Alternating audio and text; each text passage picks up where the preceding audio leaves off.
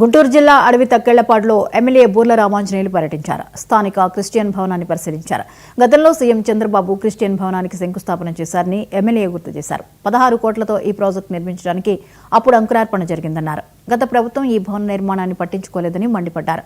కాంట్రాక్టర్కి ఇవ్వాల్సిన నిధులు కూడా ఇవ్వకపోవడంతో పనులు ఎక్కడికక్కడ నిలిచిపోయినట్లు తెలిపారు.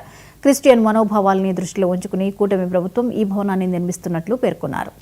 స్టేట్ లెవెల్లో ఒక క్రిస్టియన్ భవన్ ఉండాలన్నటువంటి ఉద్దేశంతో 2014-19 మధ్యన మన ప్రియతమ ముఖ్యమంత్రి నారా చంద్రబాబు నాయుడు గారు ఆనాడే స్టేట్ లెవెల్లో ఒక క్రిస్టియన్ భవన్ ఉండాలని సువిశాలమైనటువంటి 2 ఎకరాల్లో 16 కోట్ల రూపాయలతో నిధులు మంజూరు చేసి అడ్మినిస్ట్రేటివ్ శాంక్షన్ కూడా ఇవ్వడం జరిగింది.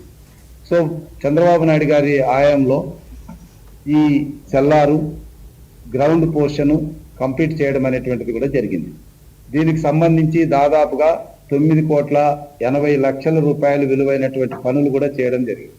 అయితే ఆ తర్వాత దురదృష్టవశాత్తు జగన్మోహన్ రెడ్డి రావడం, వైసీపీ పాలనలో దీన్ని పూర్తిగా నిర్లక్ష్యం చేయడం, ఒక క్రిస్టియన్ భవన్ని రాష్ట్ర స్థాయిలో ఒక ప్రతిష్టాత్మకంగా క్రిస్టియన్ సోదరుల యొక్క మనోభావాలకి అద్దం పట్టే విధంగా ఈ భవనాన్ని నిర్మించాలన్నటువంటి చంద్రబాబు నాయుడు యొక్క సంకల్పాన్ని వైసీపీ అధినేత జగన్మోహన్ రెడ్డి గారు తుంగలు తొక్కారు.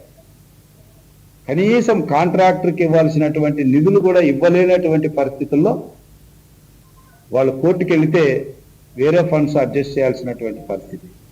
స్టేట్ లెవెల్లో ఒక క్రిస్టియన్ భవన్ ఉండాలన్నటువంటి ఉద్దేశంతో రంగారెడ్డి జిల్లా పోలీసులు